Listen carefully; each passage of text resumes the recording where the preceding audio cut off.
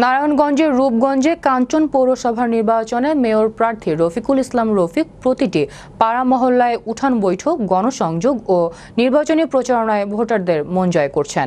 রোববার পৌরসভার ৭ নং ওয়ার্ডে আয়োজিত উঠান বৈঠকে মেয়র প্রার্থী রফিকুল ইসলাম রফিক বলেন, তিনি গত ৫ বছর কাঞ্চন পৌরসভার মেয়র ছিলেন। তিনি আশা করেন এবারও তিনি বিজয়ী হবেন। এ সময় উপস্থিত ছিলেন রূপগঞ্জ উপজেলা যুবলীগের দপ্তর সম্পাদক আমিনুল হক খোকন, কাঞ্চন পৌর যুবলীগের সাংগঠনিক সম্পাদক নবিউল হাসান শান্ত, কাঞ্চন ৭ নং ওয়ার্ড আওয়ামী লীগের সাধারণ সম্পাদক বিল্লাল হোসেন, উপজেলা যুবলীগের কার্যকরী সদস্য হাজী শফিকুল ইসলাম শফিক, রূপগঞ্জ উপজেলা ছাত্রলীগের সাবেক সভাপতি আনোয়ার পারভেজ টিপু সহ আরো অনেকে।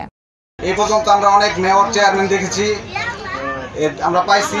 পাওয়ার পরে আমরা যা দেখছি, আমাদের এই মেয়র মহোদয় রাত্র নাই দিন নাই, যখন যেই ফোন দিছে সবার ফোনে উনি রিসিভ করছে এবং আমাদের সুখে দুঃখের কথা শুনছে। এই নির্বাচিত করে দীর্ঘ ৫টি বছর আপনাদের পাশে থেকে আপনাদের সেবা করার সুযোগ পেয়েছিলাম। আমি উন্নয়নের কাজ করার সুযোগ পেয়েছিলাম।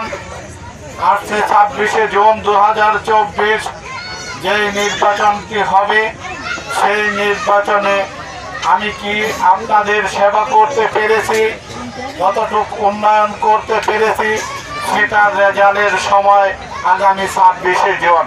আমি যদি ভালো কাজ করে থাকি তবে আপনারা আমাকে ভোট দিবেন। আর আমি যদি আপনাদের পাশে থেকে আপনাদের সেবা করা না করে থাকি তবে আমাকে আপনারা ভোট দেওয়ার দরকার নাই।